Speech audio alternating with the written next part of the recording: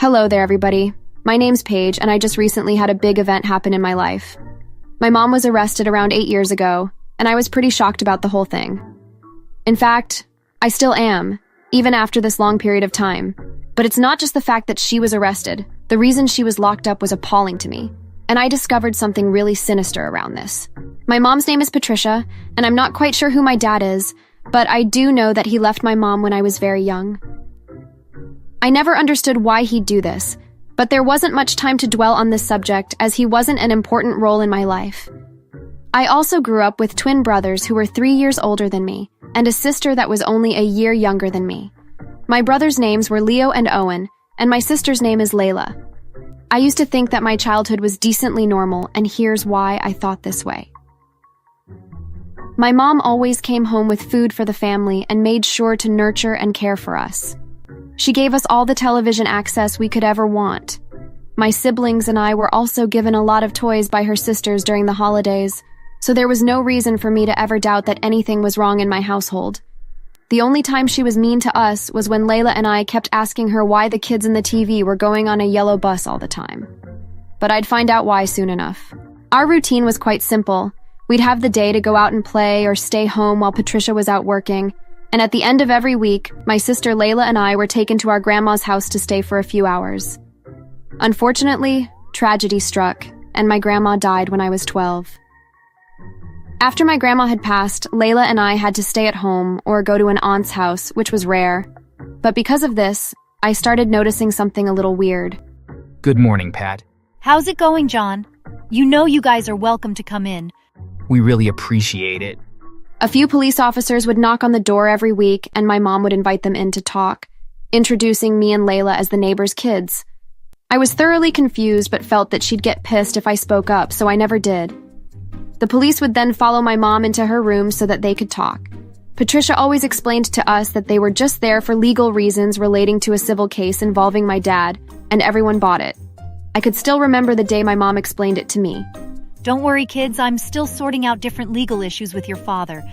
That's why the police have to come, so I can talk to them about the situation. Now, don't worry, all right? Okay. Sure. Even though this felt a little strange at first, I soon got used to it. It became a part of my daily routine. I never noticed that something was off until one day when I was 14, when I decided to take Layla to the park. There were a few other kids there at the time, and they were playing happily on the playground. I joined them as well, and I began talking to one of them, a girl named Harper. We talked about things like our families, and then she started asking me if I went to her school. I was very confused because, what is school? I asked Harper this, and she started to laugh. I didn't understand why she laughed, but then she explained that everyone has to go. Well, you go and learn a lot of things at school. You're joking, right? You can learn math, science, and writing. Really? I've never been there before. Is it like just a place that everyone goes to? Well, duh. All kids have to go. Are you sure you don't go? Nope. You must be homeschooled then. You're really lucky. But what do you do usually at home? Nothing much. My sister and I either watch TV or go to this park. Oh, and on Sundays, the police always show up so they can talk to my mom about divorce stuff. I don't think you're supposed to directly talk to the police. My mom got a divorce, and that definitely didn't happen. Now, I was thoroughly appalled. Apparently, everybody else went to a place called school, and I'd never heard of it. I've also been told that the police showing up was not supposed to be a normal occasion. I talked to Harper and learned a lot more things that I should have been doing. Later that day, Layla and I went home. Coincidentally, it was the end of the week, so we weren't shocked to see a police car in our driveway. What was a surprise, though, was that the officers inside the house were not the usual ones we'd seen.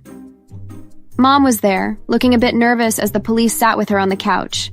And ma'am, who are these young ladies? Those are the neighbors' kids. I am just helping babysit. Neighbors' kids? This was just strange. We are definitely Patricia's kids, not a random neighbor. But this new officer seemed to buy into her story and told us to leave the living room. So Layla and I walked to our room to have leisure time. As the two of us were just drawing, we heard Patricia yelling desperately. Confused, Layla and I walked out of the room to investigate. I saw my mom putting something into the officer's hands. He looked offended at first, But then Patricia said something else to him and his eyes landed on me. Now, I didn't know what my mom said or why he was looking at me, but before I knew it, my mom had taken me to her room. The officer was in the room as well, and I felt quite terrified. He started saying some really creepy things to me. This was when my life was about to change forever. You're a really pretty and young girl, you know that? Thanks? Your mom tells me you haven't had a boyfriend yet. Yes, this guy had the audacity to say this. He even offered for me to live with him. Of course, I didn't want to, so I declined. The officer suddenly turned very angry and slapped me. I was shocked and began to cry. Then everything became a blur. The next day, I woke up in my own bed, feeling dazed. What had just happened? I tried to climb out of the bed to find my siblings, but I immediately collapsed onto the floor. I heard footsteps running into my room, and it was both Leo and Owen. They had a grim look on their faces, and I didn't understand why. Are you feeling okay? Well, for some reason my back really hurts, and I feel like I might have a bad migraine. Oh gosh. Owen, Mom's gone too far this time. We have to take Paige to a hospital. I didn't know why my brothers were so set on bringing me to the doctors. After all, everything felt fine besides my back and head. Leo and Owen did take me to the hospital as they promised, and this was the actual moment when my entire world came crashing down. The doctor told me that I'd been unwillfully used before taking my brothers aside to talk to them. I sat there with tears in my eyes. What did she mean when she said I was used? My heart sank when I realized that she might have implied something to do with that chief police officer. When Leo and Owen came back, they had very angered looks on their faces. I'm sorry, Paige. I know we should have told you everything earlier, but Owen and I were afraid that you and Layla were going to get heartbroken about what you're going to hear. And we also just found out some shocking news as well. Go on! Well, here's the truth. You and Layla aren't Mom's real kids. She kidnapped you from a hospital right after you were born. The doctor just took a DNA test from you, and your actual parents are living on the other side of the country. Mom never registered you two because you weren't her children. That's why you never went to school. What? Yeah, and she's also been involved in criminal syndicate activities. You know, trading illegal substances, fraud, and all that nasty illegal stuff. But I don't understand. The police were always at our house. Why wasn't she arrested all the times they were there? Well, we did a bit of snooping back then. The police were sent here to investigate our house for any substances, but Mom began seducing them. Don't even ask how I found out. I'm traumatized from that experience. The police ended up lying to the chief of police and started coming back every week just to get with Patricia. I'm sick to even call her Mom anymore. I felt utterly and completely sick to my stomach. After hearing this, I grabbed Owen's arm from my strong urge to puke. How can my loving, sweet mom do something like this? She got so desperate to stay free that she ended up selling out my body to a police officer. But the crazy part was that my brothers weren't even done talking. I tried hard not to cry as Owen finished summarizing everything that was happening. And I'm just assuming that the police chief got suspicious that his men weren't even getting to the bottom of this whole case, so he came to investigate. But when Patricia offered herself, and even money, he got super pissed. Only when she mentioned you, he seemed a bit interested. And now you know how we got here. I'm so sorry, Paige. We just didn't know how to explain this all to you. But we promise we'll help you get out of here. To be honest, I was a little upset that my brothers hadn't told me this before. But now that I think about it, younger me would have freaked out. But now that I knew this, I had to get myself and Layla away from Patricia. When we got home, Mom was luckily out at work. My brothers were able to contact the state authorities and explain the entire situation to them. I'm not even sure how they did, but as they actually went to school and were adults now, they were able to call them. We quickly packed up what we had and left in Owen's car, stopping at a nearby motel. About 2 hours later, Leo told us that Mom was just taken to the nearby police station. We were afraid to go, but knew we had to. Seeing my mom again right after what had happened felt really weird, especially after finding out that she had been under investigation for nearly 15 years. Patricia immediately glared at my brothers with a look of absolute fury. She lunged at them, trying to attack. Leo, Owen, what the hell did you guys do? I watched in fear as the state police had to beat and drag her back into her cell. This was a side that I'd never seen before, Owen explained to me that things were about to get complicated, and they sure did. So I'm not quite able to say everything that happened, but I do know that me and my siblings had to testify against Patricia in court. She was found to be guilty on counts of bribery, kidnapping, substance trafficking, and a lot more minor ones that I couldn't name. Patricia was sentenced to 25 years in prison. Owen and Leo became the sole guardians of Layla and me, and Patricia was forced to pay up a sum of over $250,000. After telling the state police about the local police who had done all those obscene things with my mom as well, they took that information in as well. About 8 of the police were put under investigation, and 6 of them were found to be guilty of bribery and got fired and fined a lot of money. Of course, the police chief was charged with assault of a minor and was sentenced to 15 years in prison.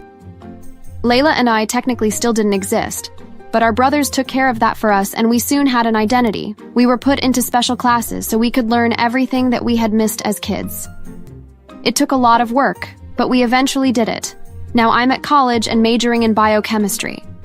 Layla is studying to become an English teacher, and life feels so good with an identity and an education. Of course, I've also had to go to a lot of therapy sessions, but slowly and gradually, I was able to get better. Owen and Leo had made it possible for me to meet my birth parents. It was a surreal experience, but to be honest, I'd rather not bring them into my life as my new mom and dad. I was already an adult, and this change would be too weird for me.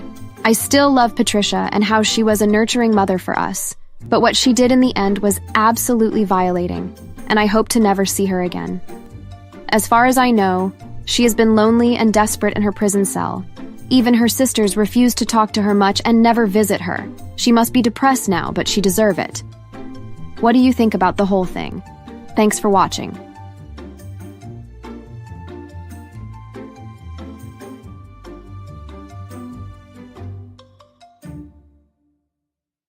So I'm going to start by saying that you should be careful what you say, as you never know how life might turn out. Things rarely ever turn out the way that you expect them to, and it never hurts to be kind. My name is Mo, and this is a story of someone that I knew that wishes that they had been told this years ago. I don't think that they would have listened to the good advice, but stranger things have happened. It all started when I graduated from university, and I was just getting started in the world of business. I wasn't sure who would hire me, so I just applied to every place that I could, and I did manage to get an interview with Jumpstart Incorporated. They were a large company that made batteries. It honestly didn't sound like that fascinating of a company, but I needed the experience, and so I went to the interview dressed in my best suit and tried as hard as I could to make a good impression.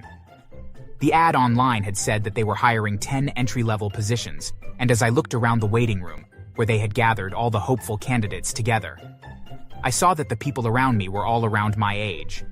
There were some men and women, as well as all ethnicities.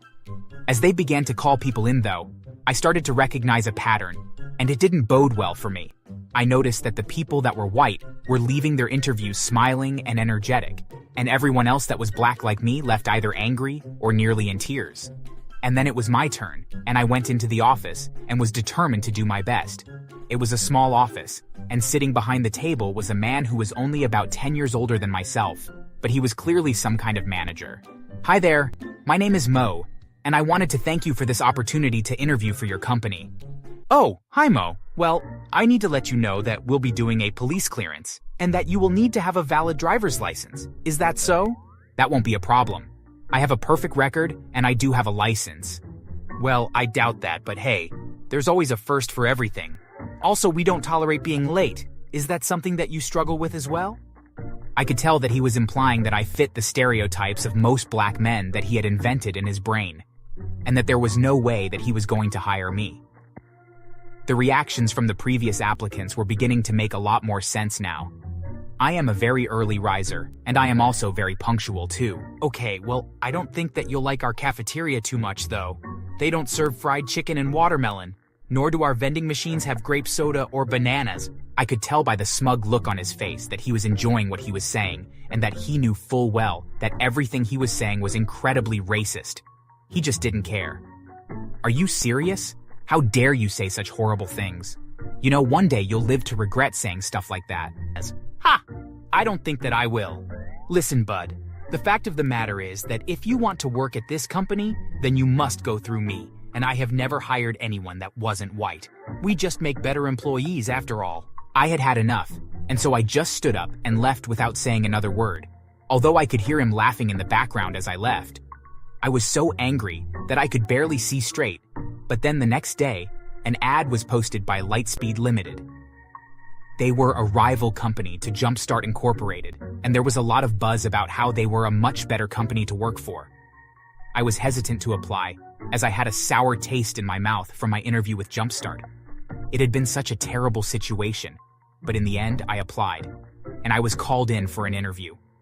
I waited no more than 1 minute when a Japanese woman came out and then escorted me to her office to begin the interview. It was so incredibly different than my last one. She actually asked me questions and gave constructive feedback on my responses. In the end, she offered me a job working in research and development, which I jumped at.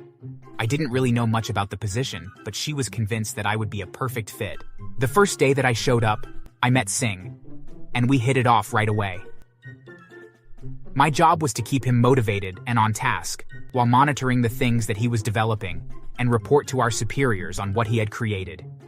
It was my job to sell the ideas that he came up with, and Singh always had something new that he promised would revolutionize everything. He was constantly trying to reinvent the wheel. Years passed, and our team did extremely well. Until one day, Singh did it. He designed a battery that tripled the power of any battery on the market, and was cheaper to produce as well. Our company invested a lot of money in his ideas, and it paid off. Everyone was buying our brand of batteries only, and our competitors were hurting as a result. The owners of our company took this as an opportunity to remove their rivals by buying them out. It was a good time for Singh and I as we were given the positions as senior managers of our department. Part of that meant hiring a lot of people to fill new roles in the company, as it was expanding quite a bit. Sadly, most of the people that were applying were from our rival companies. Our technology worked so well that many of them were either going out of business or were making massive cutbacks. I felt a bit guilty about this. That is, until I saw one of the names on the interview list. There was a Jason from Jumpstart Incorporated. When I saw that, I knew that I had to personally interview him, and so I set it up. The look on his face when he saw me on the other side of the desk was priceless. I honestly thought that he was going to just turn around and leave without saying a word, but he sat down instead and put the fakest smile he could on his face. To me, that showed that he was desperate and that he really needed this job. So Jason, can you tell me about yourself? I was determined to mess with him as much as possible before I told him that there was no way we would ever hire someone as racist and cruel as him. Well, I'm a good leader, and I am good at keeping my team within budget, and have successfully done so for the last 10 years at my former job. Is that so? Well, I doubt that.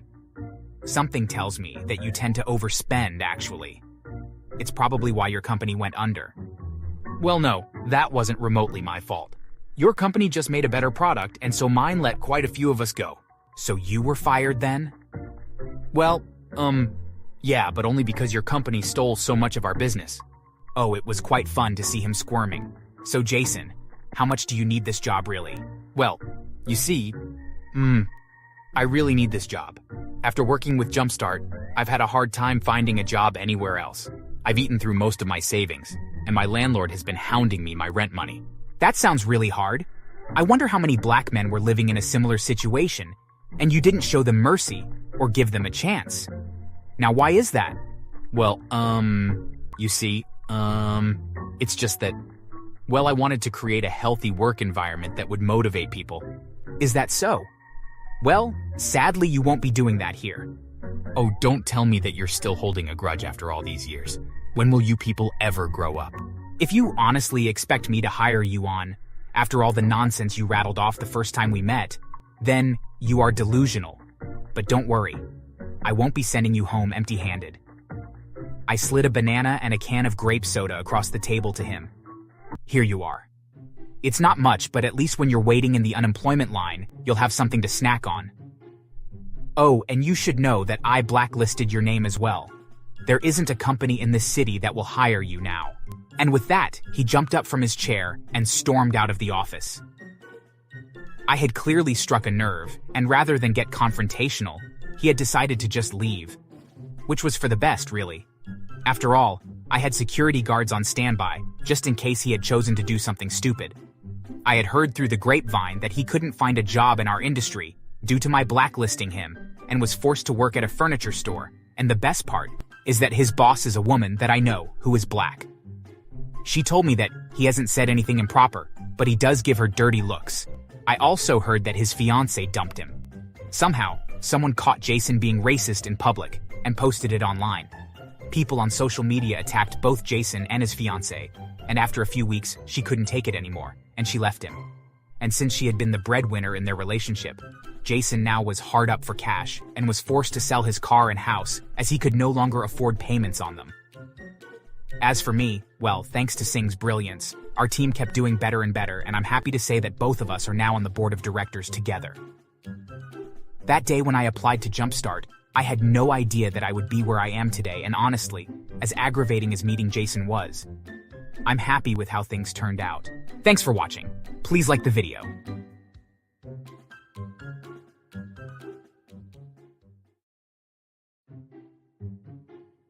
My name is Jenna, and my family has always been a bit odd.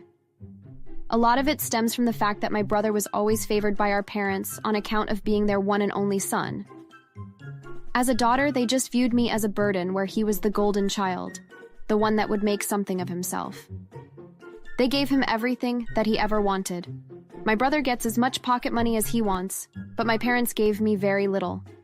And if he wanted anything that belonged to me, my mother will say, You're the big sister, give it to him. no matter what he asked for. They provided it for him, but they would not so much as drive me to after-school activities. When I was finally old enough, I was fed up with this, and so as soon as I could, I moved out. It wasn't easy at first, but after some time, I found a job that paid well enough to put me through school so that I could find something even better. While I was away at school, my brother reached out to me to ask if he could come party at my dorm, as he had heard good things about my college. Hey sis, can I come hang out at your place? I hear the college chicks at your school are super hot and easy. I don't know why I was so surprised that he was such a chauvinistic jerk. I had always known that he was a complete pig, but I had hoped that he would change as he got older. Boy, was I wrong. After shooting him down about a dozen times, he finally got the hint though and stopped calling me. Once I graduated from college, I spent a few months looking for a full-time job and was successful in finding one that paid double what I had already been making. And with that much income, I decided that it was a great time to get my own place, and I found a great apartment in a high-rise building that overlooked the city. Despite being a massive building, many of the residents were very close and would often socialize together.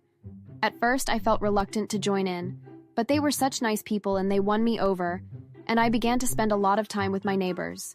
Not long after I moved in. My brother began to ask about coming over. I knew that he wanted to use me for my apartment since it was close to downtown and all of the best bars in the city. Hey sis, I'm on my way over. Wait, what do you mean? Travis, it's 2 a.m. Why would you be coming over now? Well, I'm just down the street from you, and I've had a few too many drinks. Come on, be a cool big sister and let me come over. No. It's too late, and the last time you came over, you got sick all over my kitchen. I'm not cleaning up after you. Why do you have to be so mean? Mom and Dad wouldn't say no. What's wrong with you? At least once a month, he would try to force me to let him stay over. I knew that it was all because our parents had made him so entitled that he figured that whenever he wanted something, that he would get it, and it irritated him that I would tell him no, when no one else in his life ever told him no. After a bit, though, he stopped calling, and I assumed that he had just given up just like he had when I was in college, which made me breathe a sigh of relief. That is, until my neighbor started asking about my new boyfriend. This caught me completely off guard as I wasn't dating anyone, nor had I been on a date in months. Hey Jenna, that new boyfriend of yours is very cute. Where did you two meet? I'm not sure what you mean. I don't have a boyfriend. Oh, come on now. It's okay. You're an adult and you're allowed to see people. I mean, who else did I see entering and leaving your apartment then? That set off a lot of alarm bells. Plus, they weren't the only ones to have seen a strange man entering my apartment while I wasn't there. I did tend to work long hours and sometimes came home very late. The idea that someone was going in and out of my place without my knowing made me very concerned, although I couldn't find any evidence of people doing so. None of my things were missing, and everything was just as I thought I had left it. Whoever it was, they were being very careful, that is until my neighbor approached me again. Hey, Jenna. This is a bit awkward, but I can hear you through the wall that we share. Would you mind trying to be a bit quieter when you're having your boyfriend over for, intimate time? I was so embarrassed. Not only because I had no idea what they were talking about, but also because now whoever this stranger was, they were having sex with someone in my apartment as well. Sure enough, when I searched my apartment again, this time I found discarded condom wrappers in my garbage can. I didn't know what was going on, but I needed to put an end to this, and so I planned to come home for lunch the next day and see if I might get lucky and catch whoever it was in the act. The next day, I did just that. When I got home, I crept into my apartment as quietly as I could, and I found my brother and my co-workers Lisa in my bed and having sex. I was furious at the two of them and screamed at them to get out of my place. Travis, you idiot. How are you breaking into my apartment? And what are you doing with my coworker? Both of you get out now. Oh, relax, sis. The building manager gave me a copy of your key because I told him that I was worried about you. And I met Lisa, the love of my life, at a bar downtown. You know that she's married, right? Well, that's why we meet here. She watches when you are at work, and we meet up here. Although, how did you figure it out? Well, you left condom wrappers in the garbage. Since I know I didn't use them, I figured that someone was breaking in and using them.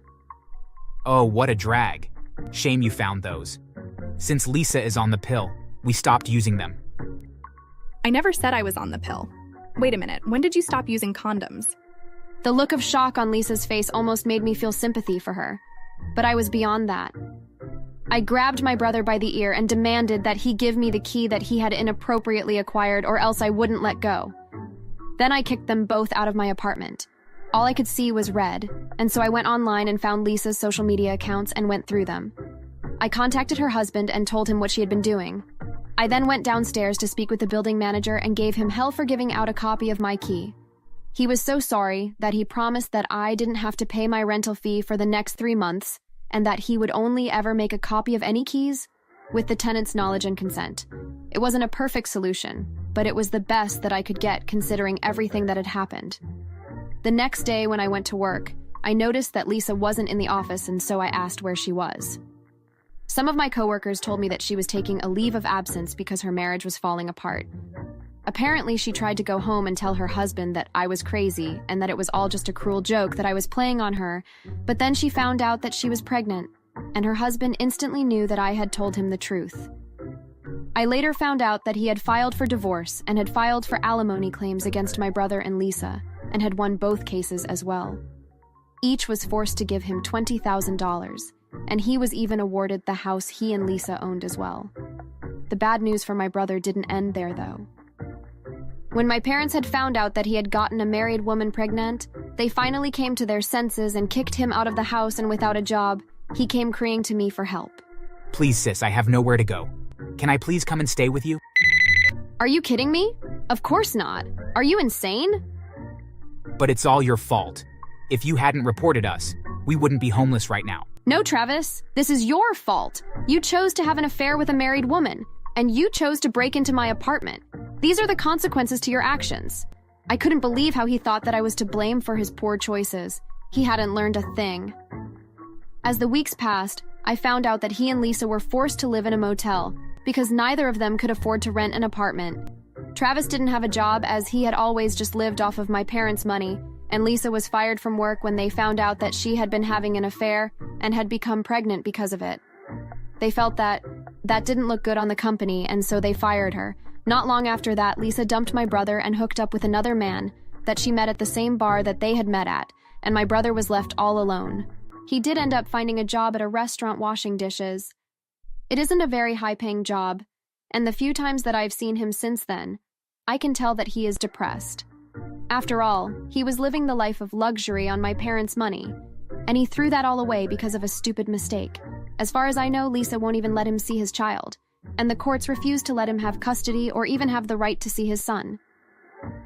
It's tragic, but sometimes if you play stupid games like Travis did, then you can lose it all. Thanks for watching.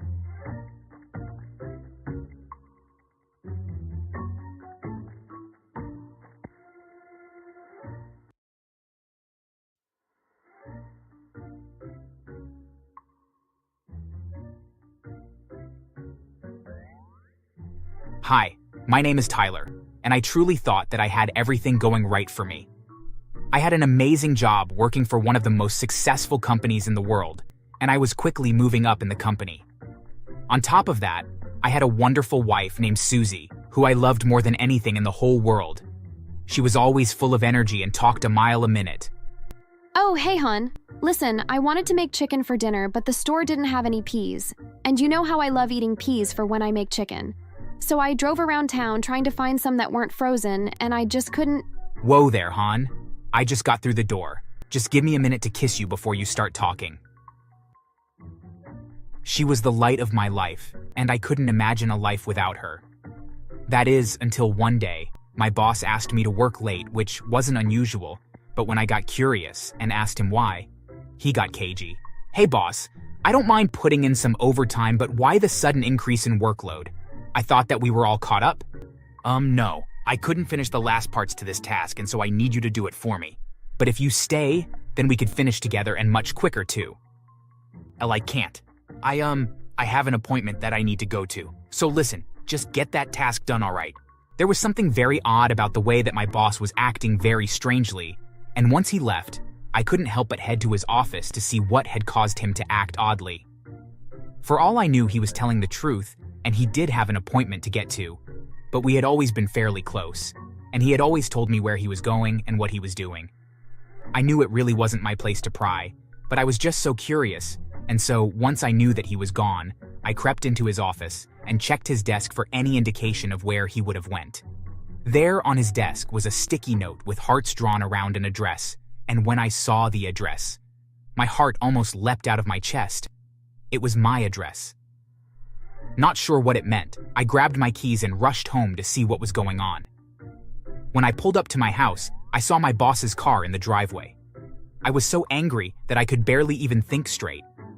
Filled with anger, I rushed into the house and then upstairs, where I found my wife half naked on our bed, crying, and my boss standing in front of her grinning from ear to ear.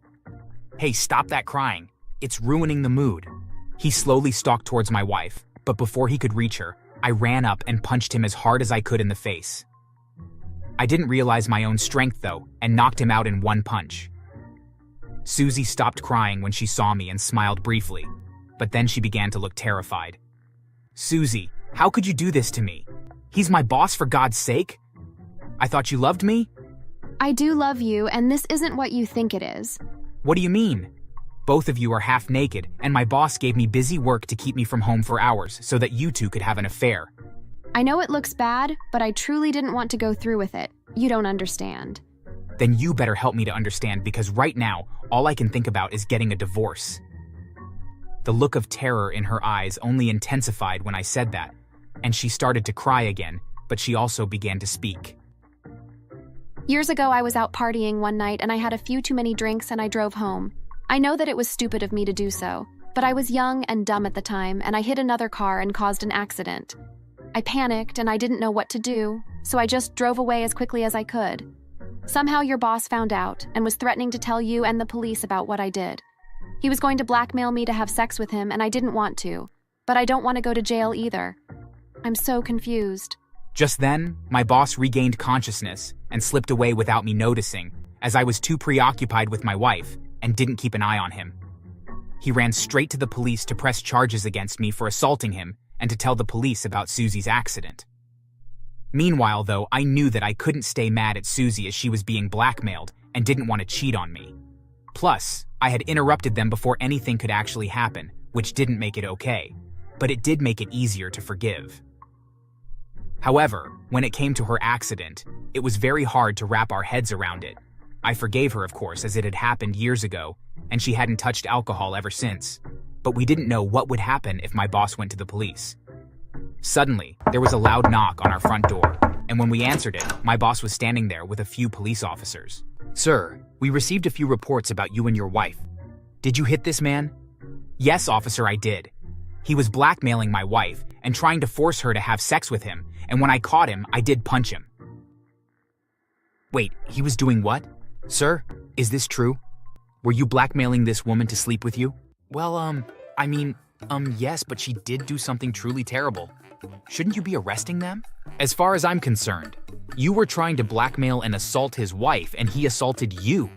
It's not exactly a fair trade, but I don't see why they can't just cancel each other out. As for you, miss, I'm sorry, but we're going to need to take you with us. Susie quickly hugged and kissed me, and then went with the officers. My boss also quickly left as he took one look at me and got very frightened. I didn't know what would happen to my wife, so I started making some phone calls to lawyers to find out if any of them could help her. At the same time, I called my boss's superior and told him what he had done. I was very surprised when he complimented me on being able to knock him out with one punch. Once that was done, I head down to the police station and checked to see if I could bail my wife out or if they had even charged her with anything. Thankfully, I didn't need to, but they had set up a court date for her. Her case was rather unusual since it had happened so many years ago, and there was no way to test her to see if she had been drinking that night. And so I took her home, and we spoke at length with the attorney that I had found.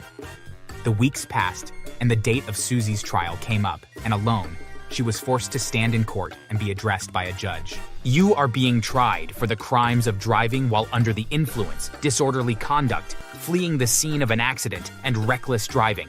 Do you understand the charges that I laid out for you? Yes, Your Honor. I confess to all of that, and I don't know if it matters, but I am truly sorry about what happened. And as a result, I haven't had a drink since then. I could tell that the judge was considering what she had to say, but then in twist, he called up someone from the back of the room. Mr. Summers, you were in the car that the defendant hit. You have heard her apology. Sir, this is rather unorthodox, but do you feel that she feels remorse for what happened? I looked at this Mr. Summers. He was older than us, and he looked my wife in the eyes for a few minutes before turning towards the judge. Yes, Your Honor, I think that she does. It was many years ago, and I might have felt differently at the time, but forgive her for what happened, and I do feel like she regrets it. The judge agreed and sentenced my wife to house arrest. She was forced to wear an ankle monitor and couldn't leave the house except to complete the charity work that he assigned to her. He gave her over 200 community hours and 1 full year of house arrest. Both my wife and I breathed easier when that decision was announced. It would still be full of hardships, but it could have been so much worse. As for my boss, though, he had figured that he would walk away unscathed, and once we were back at work, he began treating me terribly and only ever assigned the worst jobs to me. It was clear that he was trying to get me to quit, but I wouldn't give him the satisfaction of doing so. That only went on for a week when upper management called him into their office for a private meeting. He was in there for only 5 minutes when security burst out of the office, dragging him. They dragged him out of the building and threw him onto the sidewalk outside. I was so surprised that I was in shock when upper management called me into their office next. I was so worried that they were going to fire me next, but as it turned out, they had taken pity on me. They knew that my boss was trying to blackmail my wife, and I had only been defending her. Once they heard that, they fired him and chose to keep me. In fact, they asked if I would want my boss's former job, and I accepted the offer on the spot. That night when I went home, I told Susie about what had happened, and she was so thrilled for me. Over the next year, it was rather hard, but eventually the ankle monitor was removed, and we were able to return back to our old lives, granted with a much more substantial income than before. Our future was looking very good. My former boss, though, never recovered. His name was always blackmarked because of what he had done, and so he could never get a job in our field ever again. He did look for all kinds of jobs and was forced to settle as a clerk at a gas station and make just minimum wage. From what I heard, his marriage fell apart both because he lost his job and for how he had done so. His wife told their children, and they took her side, so he was left all alone and miserable. However, he had no one else to blame but himself. Thanks for watching.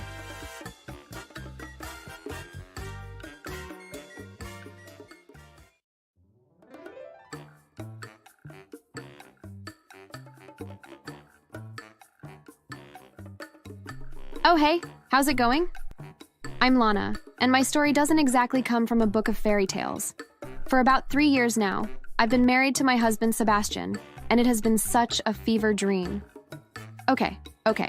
I did say that my tale wasn't exactly sweet and short from start to finish, and that is true.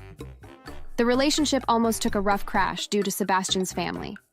My story was far from your basic romance fantasy, and I'll just tell you just what went down with the in-laws. Sebastian and I met at my part-time job back in college, It began with him showing up consistently to my shifts to watch me, and one day he decided to talk to me. I wasn't too comfortable with him at first, but time did its thing. After becoming friends, we soon went on a date after talking for a while. That was the moment that it clicked, and I knew that I'd fallen in love with Sebastian. Sebastian and I had so much in common, and everything about him just made me fall even harder for him. For one, we both enjoyed going to theme parks and loved the same shows. We wrote poems together during our free time, and he loved hearing about whatever I had to say, and we always matched vibes. We were even both majoring in the medical field. When we'd started dating, neither of us had immediately told our parents, as we both had very strict ones. In the end, though, I took my boyfriend to my family's for dinner, and they loved and accepted him. Sebastian had called the parents before to inform them he had a girlfriend who was a Filipino. The mom just dropped the call after hearing that. Sebastian was studying to become a psychiatrist. He was also rich from birth, as his family was quite wealthy. Upon hearing this, my parents accepted him a lot more because he was passionate about having a bright future. On the other hand, Sebastian's family was less accepting of us being together. Sebastian asked his parents if he could take me to their home for dinner, and his mom completely flipped. She was frantically asking him, "What girlfriend?" and lecturing him non-stop, telling him to break up with me. Sebastian was upset by his mom's discouragement, but didn't let that get to him as he continued to date me in secret. Soon, I had graduated from university with my degree in nursing, but of course, Sebastian had a long way to go with his degrees. I soon went through my whole process and became a registered nurse, but Sebastian soon did something amazing. He proposed to me very soon after I started working. I was absolutely thrilled and couldn't wait to start my next big part of life with my no fiancé. We weren't going to have the wedding for a good while, though, as I wanted Sebastian to focus on his studies. Even then, I was happy to be committed to this early on. Now that my parents somewhat actually accepted Sebastian, I decided to immediately share the news with them. Thankfully, they were also just as thrilled as I was. I also told my best friends and alumni from school. I was so happy that everyone was accepting of our relationship. Sebastian and I couldn't wait to plan out our wedding and to have it. Although his schooling kept him quite busy, it didn't stop him from finding time to spend with me every night, even if it was for only an hour or so. Hey baby, what are you doing? Hi, I'm just playing a video game. Cute, let me join. Okay. When do you think we should tell your parents about us? Sweetie, I don't know. I mean, they are my parents. I imagine they'd like to know what's going on with their son. Maybe we can tell them a bit before the wedding. All right then. Of course, I was very nervous, but I had to go through with this. Sebastian's family still loved him very much and deserved to know how his life was, especially now that we're engaged. A few months flew by, and just 2 months before our set wedding date, Sebastian drove us out 2 hours to visit his family and share the news. The house was very grand, with a few expensive cars parked in front. I looked at Sebastian anxiously, but he held my hand and we walked to the door together. After he knocked, a woman I could only assume was his mom answered the door. She noticed me immediately, but went in to greet her son first. When I attempted to introduce myself to her, she rolled her eyes very obviously, but allowed me to go inside. I remembered that her name was Mary. Mary escorted us to the couch before leaving and fetching her husband, Derek. How are you? Your name was Lana, correct? Yes, sir. I'm good, thank you. Well, Dad, I have something to announce to you guys. Lana and I are engaged. We've already got a wedding date set, and all the preparations have been done. I'm really sorry that this was on such late notice, but we were sure that you and Mom wouldn't be too supportive. What? Are you serious right now? I never approved of you guys to date. This is absolutely absurd. She looks like she sleeps around with guys. How can she be worth your time? Now, Mary, let's not be too harsh. You can't see it in her eyes?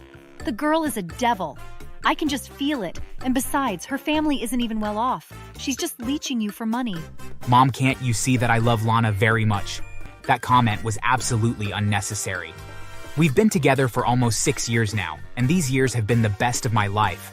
I'm almost at my 30s, and I definitely should not be taking orders from my parents. We're leaving, but you're still invited to come to the wedding if you wish.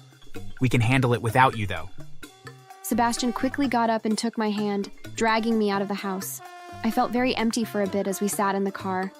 I'm not sure what I was feeling exactly, but I knew that I felt bad for Sebastian. All he wanted was for his parents to love the choices and progress he made in his love life, and they couldn't give him that. I wasn't feeling too insulted, but maybe the slut-shaming did make me feel a bit horrible about myself. I felt my eyes well up with tears, and my fiancé quickly noticed. Honey, don't cry. We will make this all work out. But how? Your parents hate the idea of us being together, so you might not see your mom and dad at your own wedding. You're more important than them at this point. Why don't we go to that bakery place you love? My fiancé's words were comforting, and I decided to listen to him. As the wedding date began to approach, things got more tense as we had to make sure everything was ready, on top of our work and school. The only thing that helped us was getting intimate occasionally. One day while I was at my nursing shift, I got a text from my best friend. She sent over a social media account that was explaining something. I clicked into it, and it was an anonymous user who vowed to expose me for the terrible things I did. I was very confused, but the user had made a few posts. They read things such as, Lana was a tramp who couldn't stop getting with the football team, and she cheated on her boyfriend with 4 other guys. And even Lana drunk drove and killed an innocent civilian when she was 17. Search it up, we'd never lie. I felt absolutely sick to my stomach. Who could ever come up with such blatant statements like this? There wasn't even solid proof in the posts, just insane claims followed by a long essay describing my so-called crimes in detail. I texted Sebastian about what I'd just discovered and tried not to cry, especially because I was at work. He began accusing me about my morals, and I thought that my life was about to crumble before me. After a bit of thinking, though, Sebastian texted back, assuring me not to worry about anything. I felt terrible that he believed the posts at first. He was eventually able to figure out the location from where the user posts, and believe it or not, it was in the same area that Sebastian's parents lived. I should have seen that coming earlier. But the two of us were able to report the account for spreading false news, and Sebastian called up his parents angrily, demanding that they stop posting on the account. They were equally pissed, but they knew this wasn't working, so they did stop. This didn't stop them from sending me threatening texts, though. Finally, it was the day of the wedding, and I was extremely excited. Sebastian and I went to the wedding venue where there were people we've hired to help us. They had everything set up, and everything looked beautiful. One of the workers led me up to the room where I'd get ready, where my dress would be ready for me, as well as several makeup artists. When I walked in, I was quite surprised to see that my soon-to-be mother-in-law was in the room. She smiled and explained that she, along with Derek, had an apparent change of heart. I felt a bit relieved and sat down so that the makeup artists could get started on their task. Then I heard the door close, and thinking that was normal, I continued on with the preparation.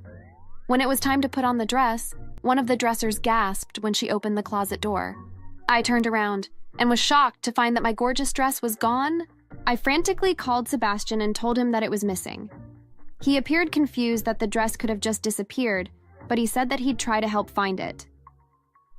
A few minutes later, I hear screaming outside the house. I looked out the windows and saw my dress being absolutely engulfed in flames. This couldn't be happening right now. I ran outside just in time to see a few guys putting out the fire. I began to cry as I held the burned and torn dress. I was wailing as the venue management tried hard to comfort me. Sebastian ran out of the house and he started fuming when he saw what had happened. This was a $4,000 dress, and I was going to wear it down the aisle. We looked at each other and our brains put together the pieces at the same time. This had to be the work of Sebastian's mother. But the venue management suggested that we continue on with the wedding. We shrugged, and the dressers even decided to come up with something else. I wasn't about to let some jealous people get the better of me. Only an hour had passed, and it was finally time for me to walk down the aisle. I did so, and everyone was a bit shocked. I had on a black and very fancy dress, and in my hands was the dress that my mother-in-law had destroyed. I didn't care, though. I was going to go through with the ceremony. When it was time for the rings to be put on our fingers, the man could not find it in the box at all. Sebastian and I had known again what happened, but just before I was about to break down for the second time, my mom and dad stepped up, giving us their wedding rings. It was such a sweet gesture that I began to cry in front of the whole crowd. They were very moved as well, and the ceremony was completed as people started clapping happily. After the wedding, Sebastian took me to a hotel where we got very intimate. I loved how much of a romantic he was, and we just laid in each other's arms non-stop. But then, my husband started getting calls on his phone. He rolled his eyes, seeing as it was his mom. She sounded pissed. I just saw your post. What do you mean you actually got married to her? Mom, don't do this right now. You just stole our wedding rings and destroyed Lana's expensive dress. Well, she deserved for that to happen. I can't believe you had a wedding with a black dress. You should have just canceled the wedding altogether. She's just a good-for-nothing loser who's obsessed with cheating, she's stupid, ugly, and I honestly don't even know what you saw in her. Divorce her right now, or I'll shoot her dead with my gun. In fact, I'm already outside your door. Open up! Sebastian immediately hung up. He looked outside the peephole, and sure enough, his mom was approaching. I quickly called the police and we barricaded ourselves inside the bathroom, scared. I won't hurt you, my baby Sebastian. But your little wife really needs to be killed right now. I didn't approve of this, Sebi. Open the door like a good son. Oh God, this was absolutely terrifying. But we didn't say a word, and instead waited very patiently while cramped up in the bathroom. After an eternity, the police showed up and caught Mary banging on the door with her gun. Obviously, this looked very threatening, so they detained Mary and told us that we could come out now. Sebastian glanced at me and we began laughing. I had the whole call recorded on my phone, as well as the threats Mary had made outside the door. I posted it to my page, and because I had many friends on the site, the video quickly started getting views. Anyway, everything that happened after this was quite a blur. We were in court against my mother-in-law for her threats against us. Mary was only to be put in jail for 6 months and was fined to pay the dress and ring as well, but she kept acting rude and getting into trouble, so her sentence always increased little by little. The video got so popular within the next week that we were even interviewed by a small news channel. Mary's daughter were so embarrassed that they cut ties with her, according to one of Sebastian's cousins. Derek has come to apologize a few times, and I accepted his apology, but not Mary. I have decided she might never get to see her grandkids. When Mary was finally released, I found out that Mary's home was doxxed, and people showed up constantly to harass her by throwing eggs at the windows and putting letters criticizing her actions under the door. She was probably living a very depressed life now. To be honest, I'm not even sure why she hated me. Tough for them, I guess. Some of my friends say that what happened to Mary were too harsh, but I don't think so. What are your opinions?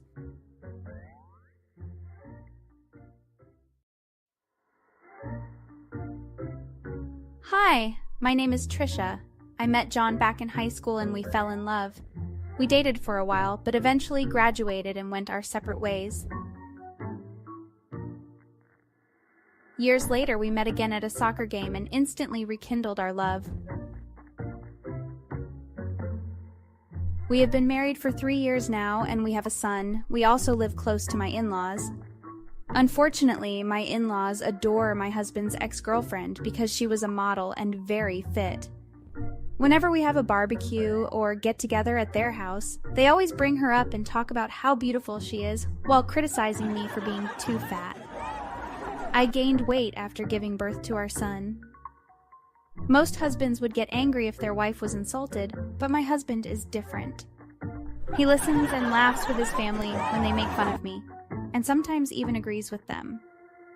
That's why I hate having get-togethers with my in-laws. At first, I told my husband that I didn't want to go and made excuses. Sometimes I will be like, I have flu today, but he would always say things like, "Doesn't it feel unusual to be absent when there's a gathering at my parents' place?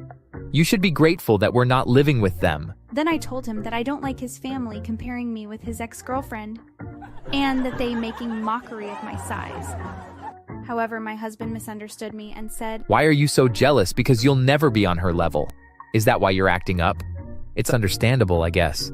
She's beautiful and you can never be as good no matter how hard you try." I couldn't talk to my parents because they would be shocked.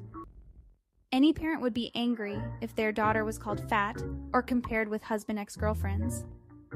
Since I couldn't talk to my parents, I asked my close friend Sharon, and she said, "If I was you, I will divorce him.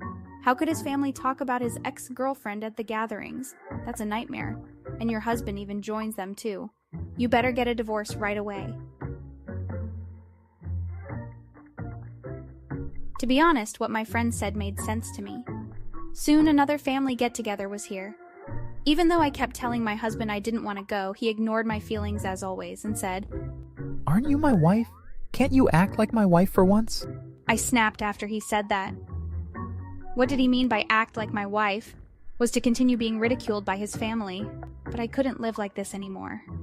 I made a decision and went to my in-laws' house. As soon as we arrived, my mother-in-law insulted me by saying, as usual, "The way you dress is so lame, you have no sense of fashion. Don't you have anything better to wear? My son's ex-girlfriend always looks so fashionable." I know, right? Trisha has such a bad taste. I feel embarrassed to walk next to her sometimes. My husband didn't bother protecting me at all. He had such a fun time laughing along with his family. My ex is really cute. When I introduced her to other people, everyone was so jealous. Do you really have to say that in front of me? I wish your ex-girlfriend was your wife. Why did you break up with her? How about you divorce Trisha and marry your ex-girlfriend? The whole family laughed out loud. I don't know why my husband and his ex-girlfriend broke up, but I guess it was my husband who got dumped because he was so broke back then. I wondered how long his family would cling to their past glory. At the same time, my feelings towards my husband only declined. You're right. I don't know why we broke up. I shouldn't have broken up with her at all. John, are you even serious then? I went to my bag and came back. I placed some papers on the table without saying anything. Their jaws dropped when they saw the papers. His mother started to stutter when she spoke. What does this mean? I replied, "Oh, have you never seen this? It's divorce papers." I felt it was a perfect timing for this since you were discussing divorce. Can you please sign it? I passed a pen to my John. He couldn't keep up with the situation and kept looking back and forth between my face and the pen he was holding. "No, we're just joking. Don't take it seriously," I replied with a straight face. "You think I believe that after listening to all of you praising the ex-girlfriend so much? It's not good for my mental health if things go on like this, so I'm getting a divorce. I don't need or want a husband who laughs when his whole family is criticizing me." Everyone looked terrified. My husband didn't want a divorce, so he said sorry. It was just a joke, and it got out of hand. Okay, just a joke. I see. To you, it was all just a joke. I can explain. Just as your parents mentioned, it's truly unfortunate that you couldn't marry your ex-girlfriend. How about this? I divorce you and you can ask her to marry you instead? Let's see if she truly cares about you. My husband was left speechless, so I turned towards my mother-in-law and remarked, "When they do get married, please ensure you inform her that your son got divorced because his ex-wife was constantly compared to her, to the point where the ex-wife couldn't bear it." Instantly, my mother-in-law's face turned pale. They had been insulting me all this time, so I didn't understand why they were trying to comfort me after I said I wanted a divorce. I had a suspicion they all knew without me, John, will face financial difficulties, or better still, will have to be paying child support that is after when we have sold our house.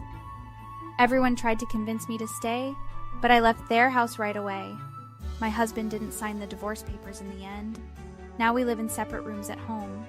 I stopped doing anything for him. I cook for myself, do my laundry, and pretend my husband doesn't exist. He would occasionally check up on me and will ask, Do you want us to take our son to the park? I didn't answer and still treat him as if he doesn't exist. Because I stopped doing housework for my husband, he always eats in restaurants. He either has to do his laundry or take it to the dry cleaner, which costs him money. I'm ready to live independently. Now it's time for my husband to cry.